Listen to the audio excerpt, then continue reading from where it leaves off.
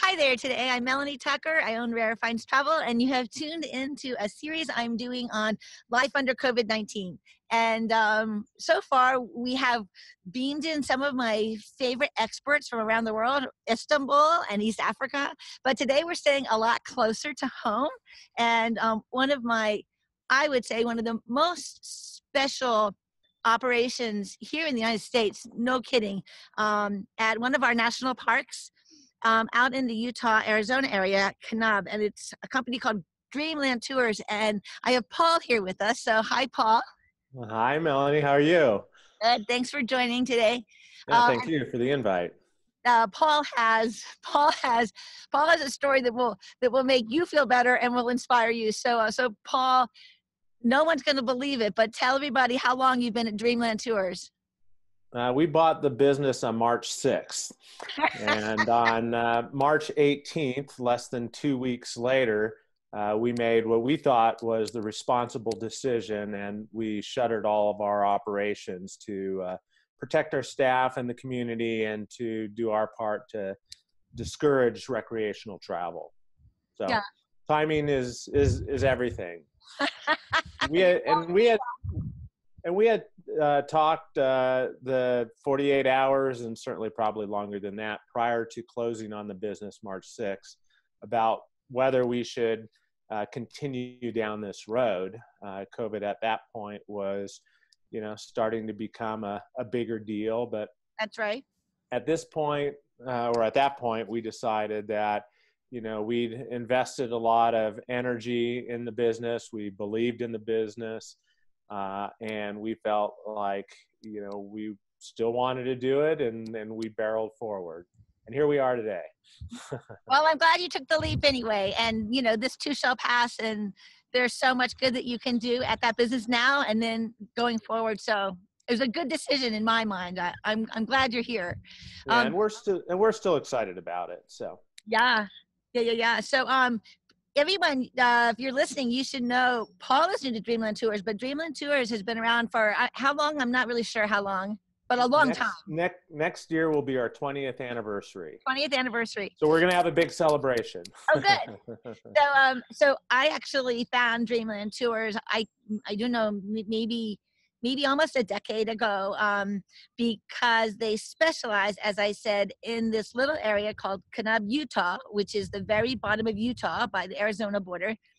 And they do a variety of tours and specialties out there. But one of the main things is in the Vermillion Cliffs National Park. And that's how I found them. And I used one of your guides, Will. Is Will still with the company?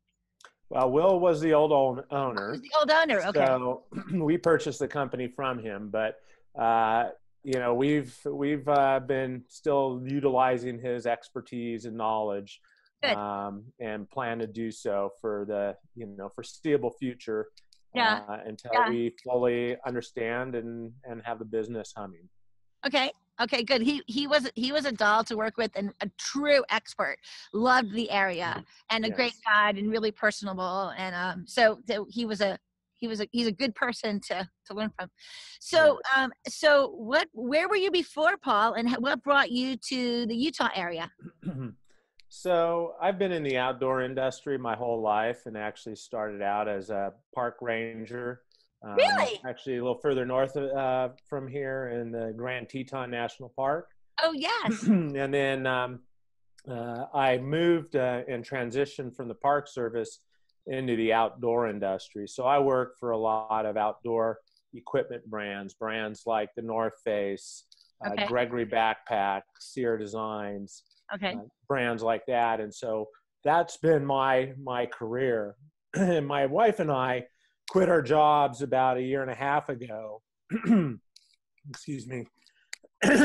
My wife and I quit our jobs about a year and a half ago, and bought a rusty old van, and we're traveling around the southwest U.S., western U.S. We're both climbers. Okay. My wife is an ultra runner and athlete, and so we were traveling around the U.S. and with the goal to figure out what was next. And we kind of landed on this spot. Both of us have spent a fair bit of time in the area and really love, well, we really love the desert, number one. And number two, we really love this area a lot. There's so much to see around here.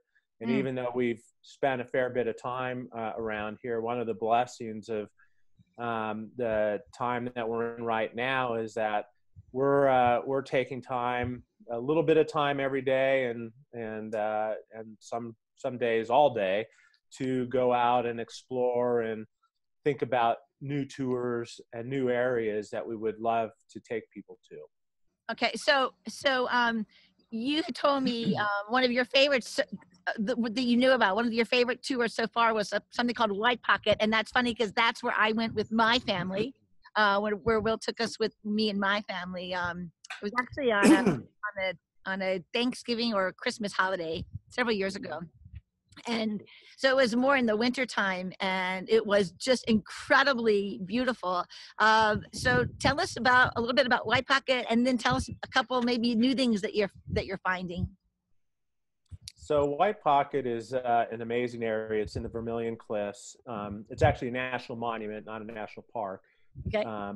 But it's an amazing area that includes lots of alien rock formations, different crossbedding or layers of rock and colors, and weird waves and things like that. And speaking of the wave, for hold your thought, for people like me on the call who aren't geologists, what is crossbedding? What is you named another formation. What are these?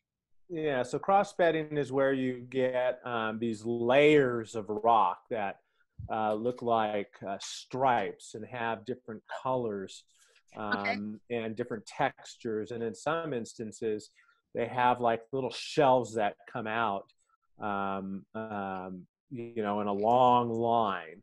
And I remember when I was driving in the West with my sons, a decade or two decades ago, when they were little, we would call them birthday cake mountains because it looked like a birthday cake, because it would be this big butte and it would be these layers of like cream and exactly yeah, and you get those really cool colors exactly like that provide you with some really spectacular formations.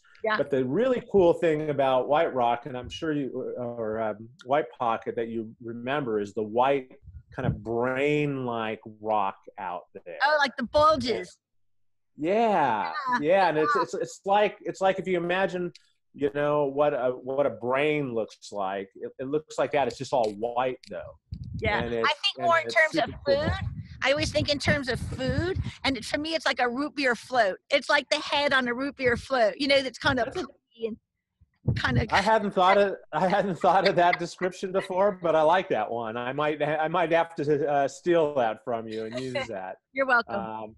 But White Rock is, and especially at sunrise or sunset, it's really otherworldly. Just the colors and the textures, and some of your listeners may have actually heard of the wave, which is a very popular formation just north of White Pocket a little ways, still in the Vermillion Cliffs, but that requires a permit to go to, and a very hard to get permit. But White Pocket, the nice thing about it is it's just outside of the wilderness boundary area. Okay. And so what that means is that you don't need a permit to go in there. Now, we have a permit to guide there because it's a commercial operation. But, an average person potentially could go there on their own, but there's a big caveat to that. And you may remember this, and that is that the roads getting in there are really, really in bad shape and a lot of deep sand. So you have to know how to drive a four-wheel drive vehicle. You have to have a four-wheel drive vehicle that has high clearance to be able to get in there without getting stuck. Yes. And if you did get stuck, you're probably looking at about $1,000 to have someone come out and pull you out. And so, I always tell clients that while what you're saying is absolutely true, you could go in there alone. I'm pretty adventurous. I've probably done some things maybe I shouldn't have done over the years. So I'm pretty bold, and I would never go in there alone, myself, much less with a family, Yeah. because there's very little markings in there, and a lot of it is just off road, and it does have deep sand, and it has rocks, and you could get flats, you could have any kind of motor Yeah. issue with your car, you could have all with your vehicle, you could have all kinds of issues, and it's not easy to reach someone. I think we didn't even have cell phone coverage back in there, so No, there's you so many, don't. so it's even to even get help, even if you want to pay the $1,000, so there's a lot of Yeah. pieces to it. And besides, when you go with one of your guides, then you get to hear so many stories, you get to hear the history, you get to see things in the desert which otherwise your eyes would miss, because it can seem at times, I don't say monochromatic, but it can seem, you miss a lot of the nuances if you don't know what you're looking for. And a Yeah. guide whose experience can help you with all that and really point things out, and you can start to see layers that you wouldn't have noticed. And Yeah. also just, what's it like? Most of us don't live there. I mean, look, I'm here, on an island in Maine, very far from your desert. Yes. So most of us don't have any idea what it's like to live out in that environment, and what's it like different times of the years, and what's it like to guide out in the wilderness, and to have a guide who's experienced to be able to tell you those stories. It adds so much to your day. Well, and one of the things that people really like, and why they also like having a guide, is because they want to get spectacular photos. Yes. And one of the things that all of our guides are experienced in is photography, and we know the area well enough, because White Pocket, as you will remember, it's a complicated area. It's all kinds of little buttes and twists of rock, and there's a thing called the wormhole that you can go through and stuff like that. But the cool thing about it is, if you know where to go at what time of day, when you have Yeah.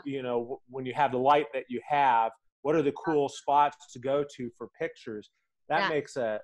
makes a huge difference. And in fact, one of the things that we're starting to offer, and we just sold out of our first one, is a photography workshop with a photographer by the name of Cody York. Okay. And Is it a one day or multi-day, or how does it work? it's a multi-day. It'll be it's a 48-hour workshop, so it'll be 2 sunrises, 2 sunsets, Hmm. and evening. And one of Cody's specialties is landscapes, but also Milky Way and nighttime photography. And Oh, if you nice. look them up and look at some of the photographs that he shot out in that area, it's just knock your socks off. So So, the so, photography thing is really cool. and people could find that on your website, Dreamland Tours. Those workshops right now we don't have on the website, because we're kind of keeping them, pretty special for a small number of folks. So So they have to somebody, be they have to be listening to our interview here. yeah, so they'd have to email me. They'd have to email either my wife Sunny or I, Okay. Paul, at dreamlandtours.net, or Sunny at dreamlandtours.net. We can send them a link to the page that has the information. All right. The other thing, though, that I was going to mention that's really cool, that you would most likely miss if you were to go out there, say, on your own, is there's a lot of Native American history in this area. Yeah. And in fact, the whole valley, which is called House Rock Valley, that is the north to south valley, just west of White Pocket and the Wave and such, was a major area for the Anasazis, Yes. Okay. 750 to 1200 years ago. And Okay. if you know where to look, and if you know where to go, there's some really spectacular Native American artwork, both pictographs as well as petroglyphs, and where you can find what's called monolithic scatter, which is all the non-natural little flakes of rock that broke off when they were making arrowheads or axes and things like that, as well as pottery. And right near White Pocket, within a 5-minute walk of White Pocket, is a really cool pictograph panel. and a cave where the Native Americans, I'm sure, used to hang out when, you know, it was a little balmy and still warm out. Oh, wow. Yeah. Shoot, I'd Yeah. love to go back and see that. That would be interesting. Yeah, there, and that whole valley there is so much if you know where to look, but also if you just want to explore, you'll find stuff that, you know, it's unlikely very many people have seen in the, you know, before. If you just gotta get out and go walking in, you know, that direction, it's really cool. Well, just to be clear, most of your tours start in Kanab, right? Yes. Yeah. Yes. Now we have people that stay in Page, and we'll pick them up halfway at a meeting point.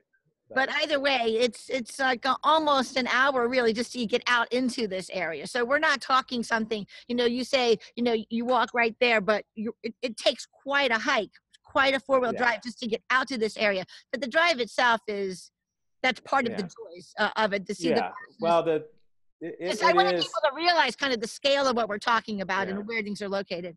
Yeah, so it might be helpful to talk about, you know, Kanab. Kanab is in what is called the Golden Triangle. And what the Golden Triangle refers to is we're an hour from the north rim of the Grand Canyon. Yep. We're an hour from Zion National Park, kind of northwest. We're an hour from Bryce Canyon National Park, straight north. Yeah. And so that's what's considered to be the triangle, the Golden Triangle, and then Bryce, Zion, and Grand Canyon. That's exactly right. Now, to get out to White Pocket, to get all the way out to White Pocket from Kanab is actually, it's about a 2.5 hour drive. It'll last about 2:15 actually, but it takes a while to get out there, and it's a very remote area. And I remember a client of mine. She was from the LA area, and they were going to be doing the parks out there. And I told her about Dreamland Tours. This was about 3 years ago, and I kept getting these emails from her that said it was going to be July because it was for an anniversary. Maybe not the ideal time, right? But you can definitely do it, and beautiful. So so she kept writing me these emails that said, one more time, why am I spending? Because it was going to be about 8 hours altogether by the time you drove out there and you hiked around. And then there was a second Coyote Butte, I think, that South Coyote Buttes, yeah. And so I remember she kept writing me these emails, and I just said, you know, listen, Monica, trust me on this one. And she got back and she said it was a showstopper. It was the highlight of her entire Utah parks trip that she did, and she couldn't imagine there having actually been a space like that existed. And it was just mind-blowing, to use the cliche, sorry. But yeah, well, and it's interesting because, like you said, you know, the summers can get pretty hot here, but you know what, we also have lots of slot canyons. Slot canyons can be pretty cool, literally, in the dead of summer. And so temperature wise, that's one of the popular things. Exactly. Exactly. So that's what we like to do with people in the summer. Now you can go to some place like White Pocket, and there's places where you can, you know, get into the shade and such, and you know, kind of hide out during the, you know, the heat of the day.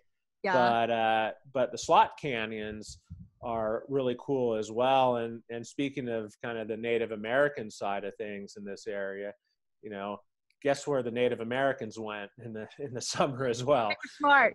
Yeah, and so again, there's you know, opportunities to see lots of, you know, pictographs and petroglyphs and what are called Moki steps, which is where they carve steps into the rock to get up to, say, a ledge where they would store their grain in a basket, their corn in a basket, to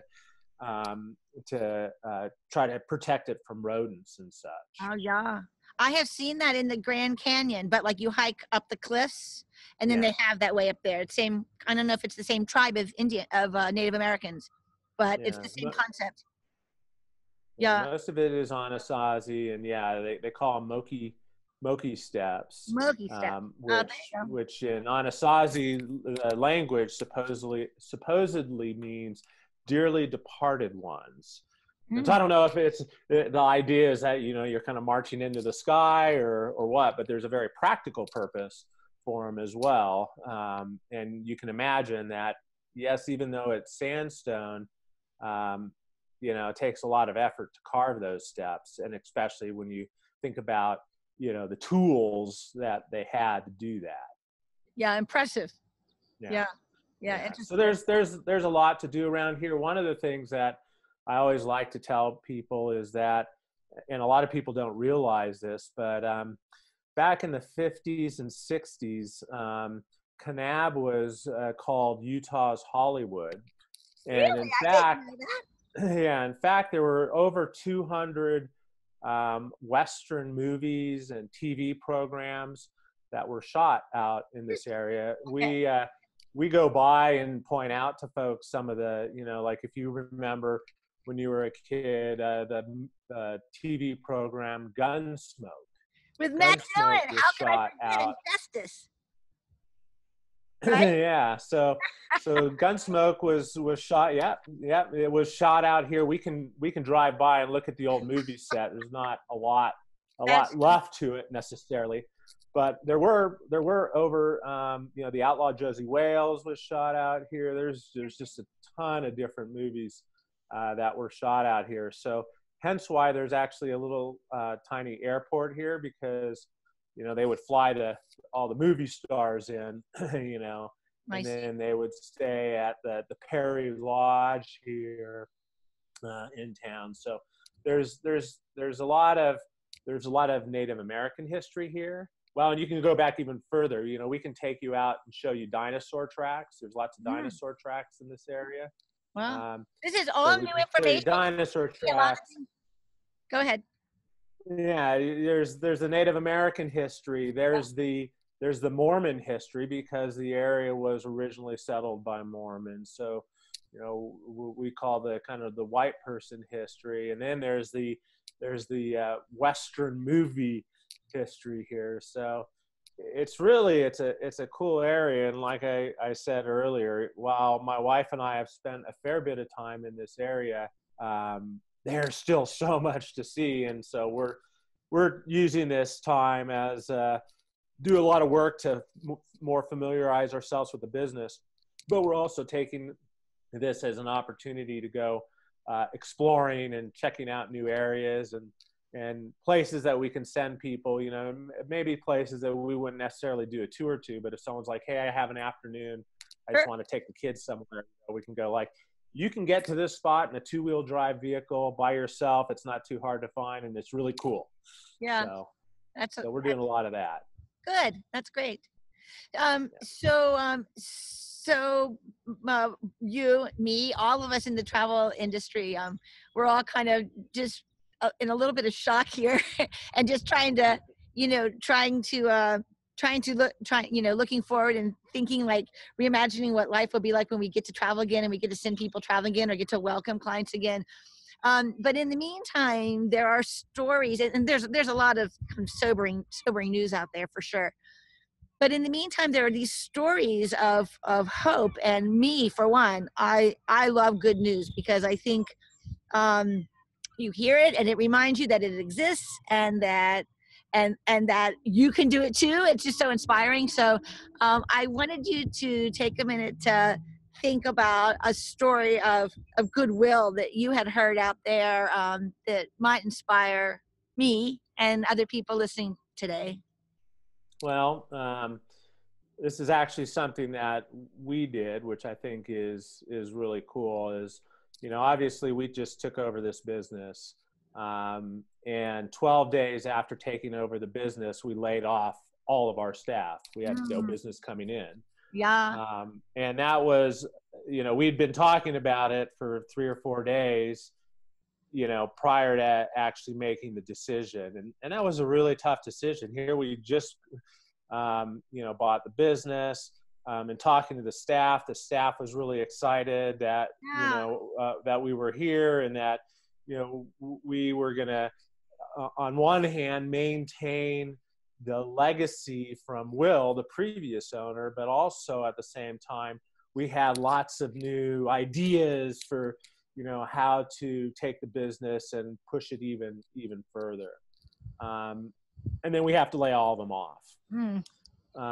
We're not in a position as a small business, and especially with negative cash flow, having to give lots of refunds to people who are canceling their tours.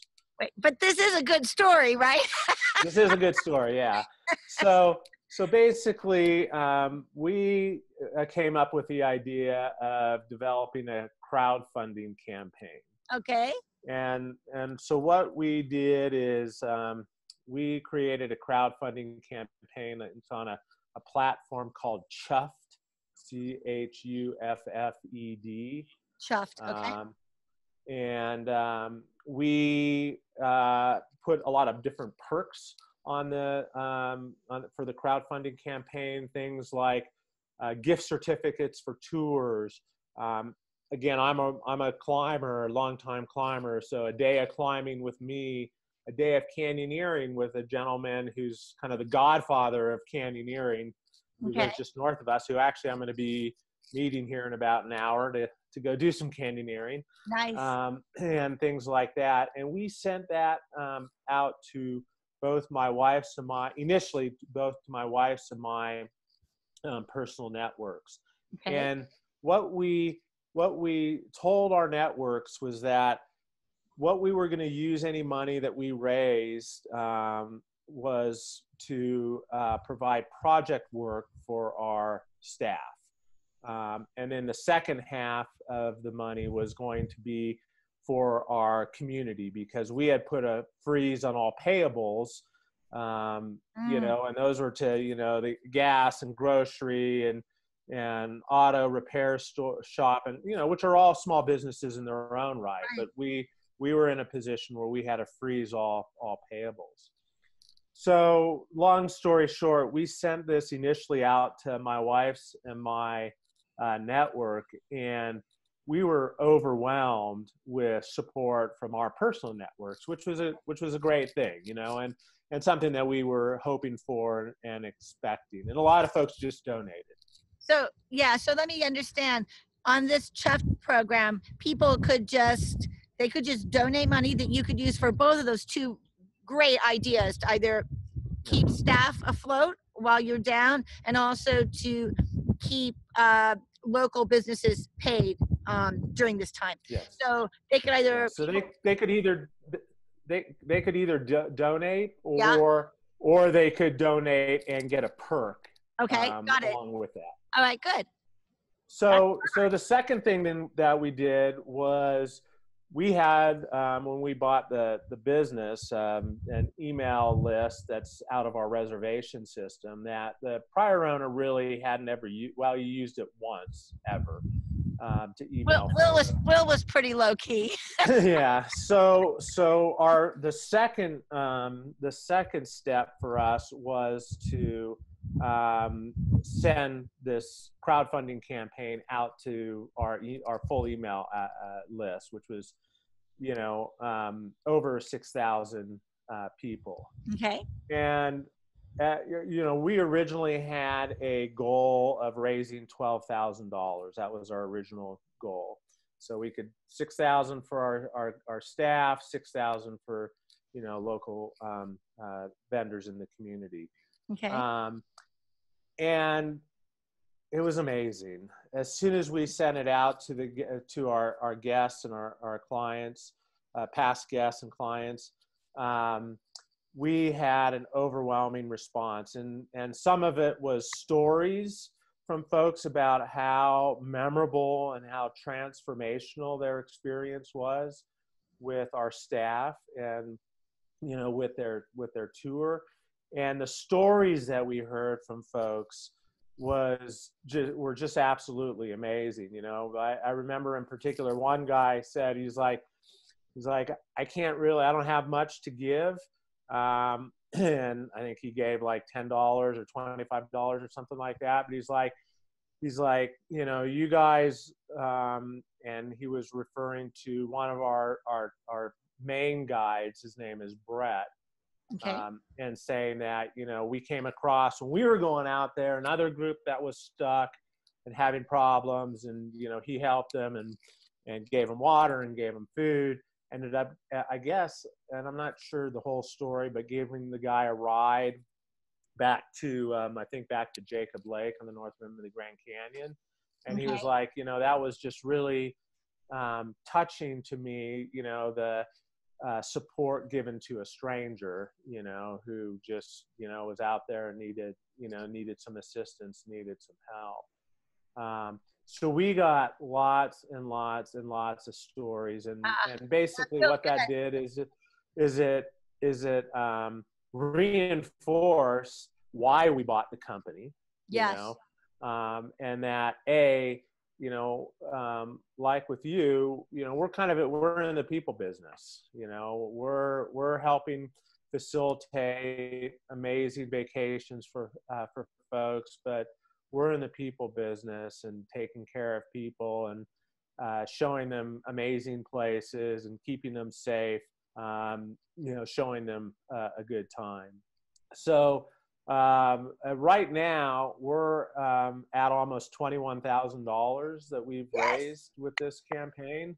That's validating, isn't it? Early last week, what we were able to do is we were able to give all of our guides Visa gift certificates or gift cards to use for immediate needs, groceries, and so on and so forth.